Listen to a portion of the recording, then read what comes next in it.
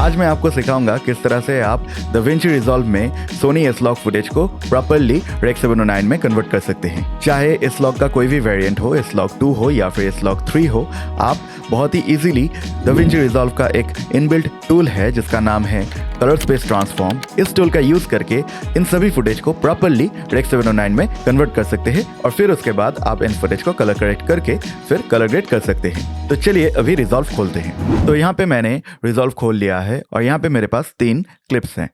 ये जो पहला क्लिप है ये आप देख सकते हैं S-Log 2 और S-Gamut में शूट किया गया है। ये जो सेकंड क्लिप है ये है S-Log 3 और S-Gamut 3.cine पिक्चर प्रोफाइल में, और ये जो लास्ट क्लिप है ये है S-Log 3 S-Gamut 3 पिक्चर प्रोफाइल में। और ये सभी फुटेज मैंने सोनी का ZV-E10 कैमरा से शूट किया है। और अगर आप कोई भी सोनी का कैमरा यूज़ करते हैं तो उनमें जो डिफ़ॉल्ट पिक्चर प्रोफाइल्स रहता है उसमें आपको पिक्चर प्रोफाइल 7 या फिर PP7 जो सेटिंग है वहाँ पे S-Log 2 S-Gamut ये कॉम्बिनेशन मिल जाएगा। PP8 यूजुअली S-Log 3 और S-Gamut 3.cine इस कॉम्बिनेशन में रहता है, और PP9 जो मैं यूज़ करता हूँ वो S-Log 3 के साथ S-Gamut 3 ये कॉम्बिनेशन में होता है, और ये आपको आपके सोनी के कैमरे से सबसे ज़्यादा डायनामिक रेंज प्रोवाइड करता है। तो इसलिए मैं ये पिक्चर प्रोफाइल यूज़ करता हूँ और मैं आपको भी रेकमेंड करूँगा कि आप इसी पिक्चर प्रोफाइल को यूज़ कीजिए, लेकिन इसे ठीक तरीके से एक्सपोज करना और कलर करेक्ट करना आपको सीखना है। और अगर आपको S-Log Rec 709 इन सभी कलर स्पेसेस के बारे में डिटेल में जानना है तो इससे पहले मैंने 2 पार्ट का एक वीडियो बनाया है जहाँ पे मैंने इन सभी चीज़ों के बारे में डिटेल में डिस्कस किया है और बहुत ही अच्छे से एक्सप्लेन किया है। तो अगर आपको इन सभी कलर स्पेसेस के बारे में डिटेल में समझना है और आप सीखना चाहते हैं कि इन सोनी S-Log फुटेज को प्रीमियर प्रो में किस तरह से प्रॉपरली कलर करेक्ट किया जाता है, तो उसके लिए आप मेरा वो वीडियोस चेकआउट कर सकते हैं। मैं नीचे वीडियो डिस्क्रिप्शन में आपके लिए लिंक्स छोड़ दूंगा। तो यहाँ से चलिए फटाफट से कलर टैब में जाते हैं।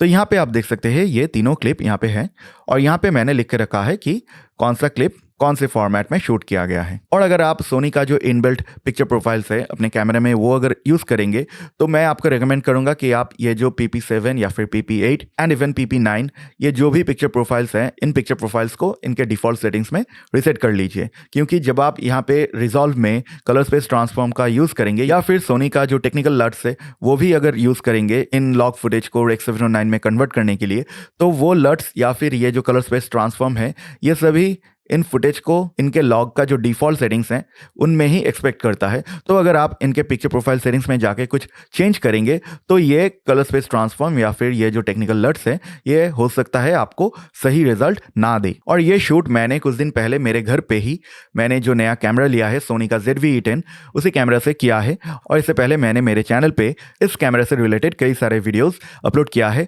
और इस शूट का भी एक सिनेमैटिक पोर्ट्रेट वीडियो मेरे चैनल पे है। तो अगर आप इस शूट का फाइनल प्रोडक्ट देखना चाहते हैं कि मैंने किस तरह से इन फुटेज को फाइनल कलर ग्रेडिंग किया है तो वो चेकआउट करने के लिए आप मेरा वो वीडियोस देख सकते हैं। Now coming back to the topic, तो पहले हम देखते हैं S-Log 2 और S-Gamut ये जो सेटिंग है इसे किस तरह से प्रॉपरली Rec 709 में आपको कन्वर्ट करना है। तो अभी देख सकते हैं यहाँ पे किसी भी क्लिप में कोई भी मैंने काम अभी तक नहीं किया है, तो ये बिल्कुल रॉ फुटेज है। तो पहले हमें यहाँ पे इफेक्ट्स में जाना है और यहाँ पे आपको सर्च करना है कलर स्पेस ट्रांसफॉर्म, तो आपको ये टूल मिल जाएगा। आपको सिर्फ इसको ड्रैग करके आपके नोट के ऊपर ला देना है। तो यहाँ पे इस टूल का सभी सेटिंग्स और ऑप्शंस खुल गया है। यहाँ पे देखिए आपको इनपुट कलर स्पेस का ऑप्शन मिल रहा है। इनपुट कलर स्पेस का मतलब आपने जिस कलर स्पेस में फुटेज को कैप्चर किया है, मतलब ये आपका एक्चुअल रॉ फुटेज का आउटपुट है जो इस नोड पे इनपुट हो रहा है, और यहाँ से इस नोड से ये सिग्नल आउटपुट होके यहाँ पे फाइनल आपको रिजल्ट दिखा रहा है। ये जिस कलर स्पेस में आपने शूट किया है वो आपको यहाँ पे डालना है। तो आपको पता है आपने S-Log 2 और S-Gamut में इस फुटेज को शूट किया है, तो यहाँ पे आपको इनपुट कलर स्पेस में S-Gamut डालना है। तो सोनी S-Gamut बोल के एक ऑप्शन यहाँ पे आपको मिल जाएगा। सोनी S-Gamut सिलेक्ट करना है, फिर जाके आपको इनपुट गामा देना है। आपको पता है आपने S-Log 2 में इस फुटेज को शूट किया है, तो यहाँ पे आपको इनपुट गामा में S-Log 2 सिलेक्ट करना है। तो आपका इनपुट कलर स्पेस और इनपुट गामा प्रॉपरली सेट हो गया है। और मैंने पिछले वीडियो में भी आपको बताया था कि हमारे जो भी डिजिटल स्क्रीन्स में जैसे कि मोबाइल फ़ोन में या फिर HD TV में और हमारे कंप्यूटर के मॉनिटर पे भी हम जो गामा और कलर स्पेस का कॉम्बो देखते हैं वो है Rec 709 एंड गामा 2.4। तो यहाँ पे आपको आउटपुट कलर स्पेस में Rec 709 को सिलेक्ट करना है और आउटपुट गामा में गामा 2.4 ये सिलेक्ट करना है। तो ये अभी आपका फुटेज प्रॉपरली कन्वर्ट हो चुका है।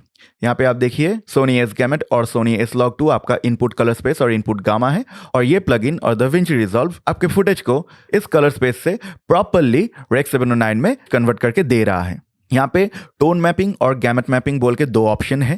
टोन मैपिंग का मतलब जब आप एक हायर कलर स्पेस से एक लोअर कलर स्पेस में आते हैं, मतलब सोनी S-Log एक बिगर कलर स्पेस है दैन Rec 709, तो सोनी S-Log में ऐसा बहुत सारा कलर है और एक्सपोजर वैल्यू है जो Rec 709 सपोर्ट नहीं करेगा।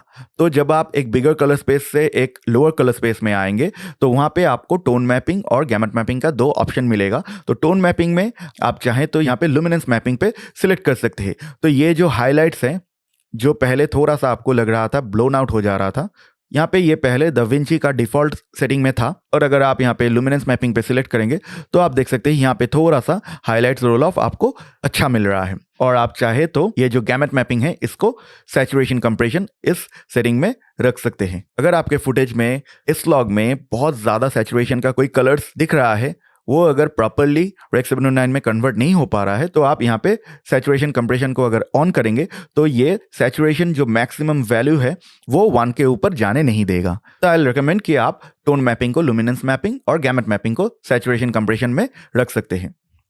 तो ये आपका footage properly S-Log2 S gamete से Rec 709 गामा 2.4 में कन्वर्ट हो चुका है। लेकिन आपको ये फुटेज देखकर और ये यहाँ पे वेवफॉर्म देखकर लग सकता है ये तो अभी ओवर एक्सपोज है। तो ये चीज़ मैंने S-Log फुटेज को प्रीमियर प्रो में कलर करेक्शन करने के टाइम पे भी सिखाया था कि S-Log फुटेज को हम इंटेंशनली थोड़ा सा ओवर एक्सपोज्ड शूट करते हैं ताकि हमारे शॉट में नॉइज़ कम आए। तो अगर हम यहाँ पे इसको रीनेम कर देंगे CST, तो इस कलर स्पेस ट्रांसफॉर्म नोड से पहले आपको एक नोड लेना है।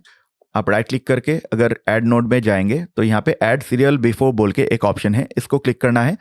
तो ये आपको इस नोड से पहले एक नया नोड दे देगा। तो यहाँ पे इस नोड को रीनेम करके एक्सपोजर दे रहे हैं। अभी अगर आप यहाँ से कर्व्स से इस CST नोड से पहले, मतलब कलर स्पेस ट्रांसफॉर्म होने से पहले, अगर आप इस नोड पे ये जो हाईलाइट है इसको थोड़ा सा डाउन करेंगे तो आप देख सकते हैं ये जो इन्फॉर्मेशन है, ये जो हाइलाइट्स का इन्फॉर्मेशन है वो आपके पास आ जा रहा है।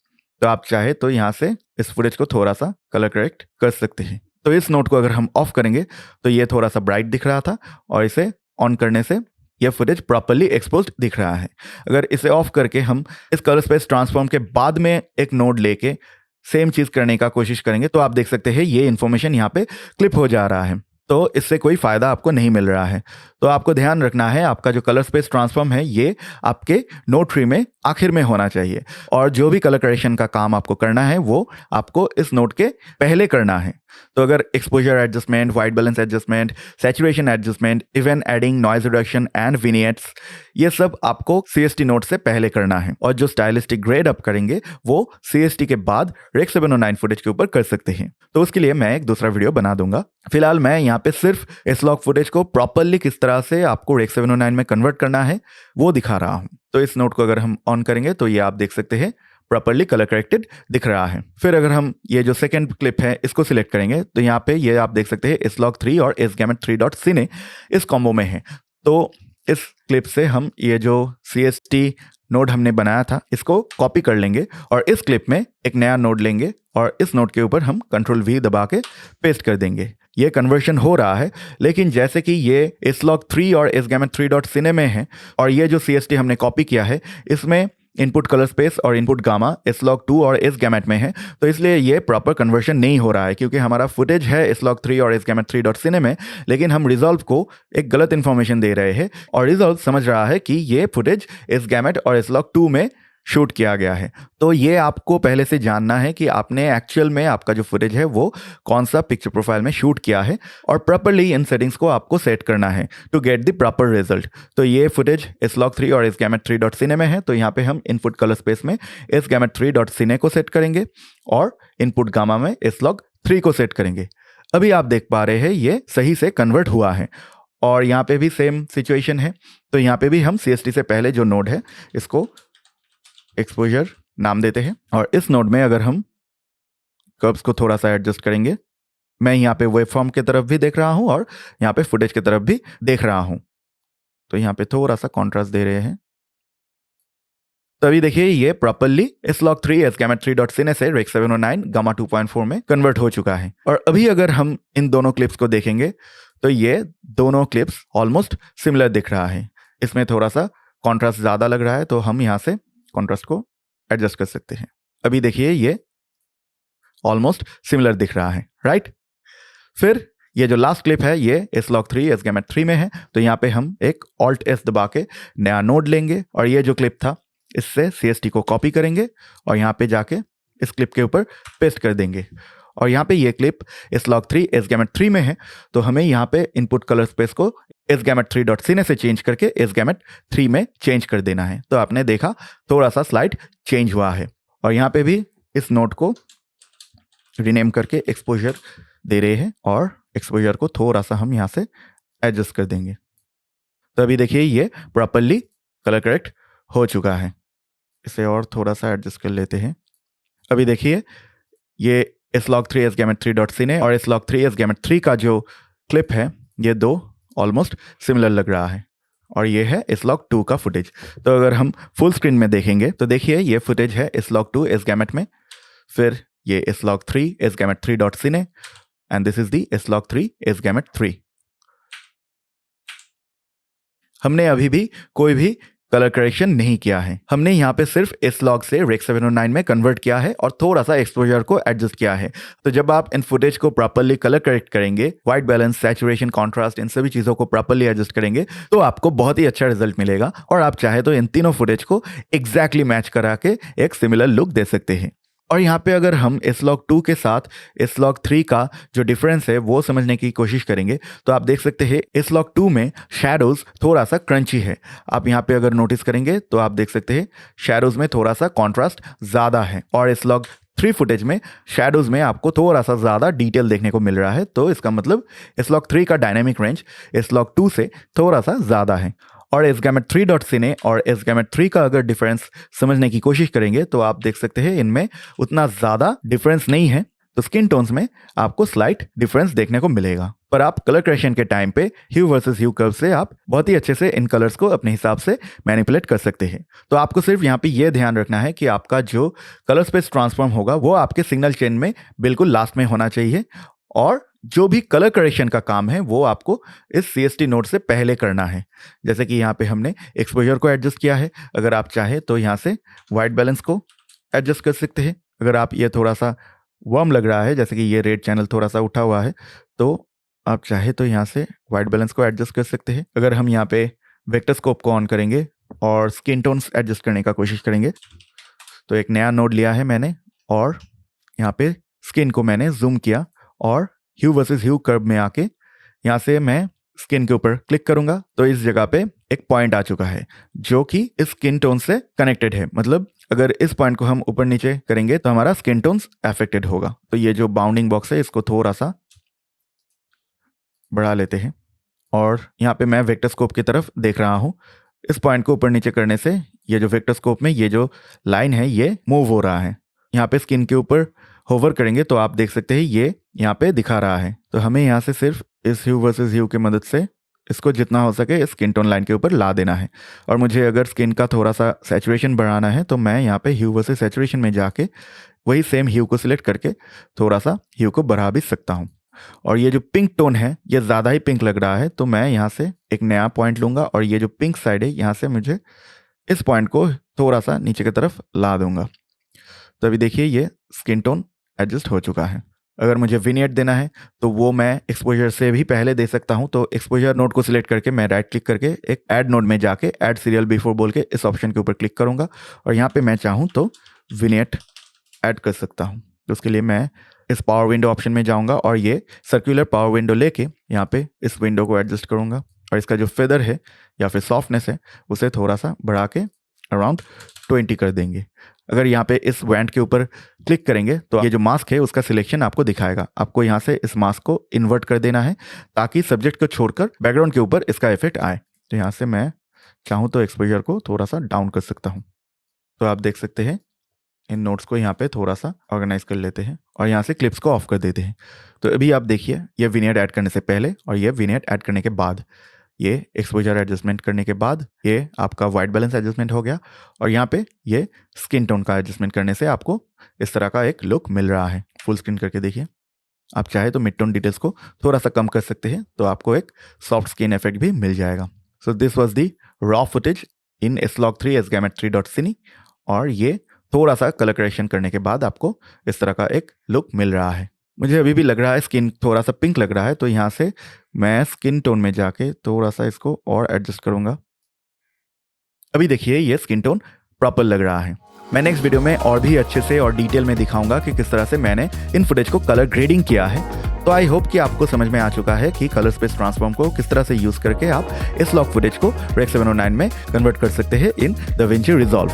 अगर आपको फिर भी कोई डाउट है तो आप नीचे कमेंट करके मुझे पूछ सकते हैं, मैं आपका डाउट क्लियर करने का जरूर कोशिश करूंगा। और अगर आपको कलर ग्रेडिंग और भी डिटेल में सीखना है तो आप स्किलशेयर ज्वाइन कर सकते हैं।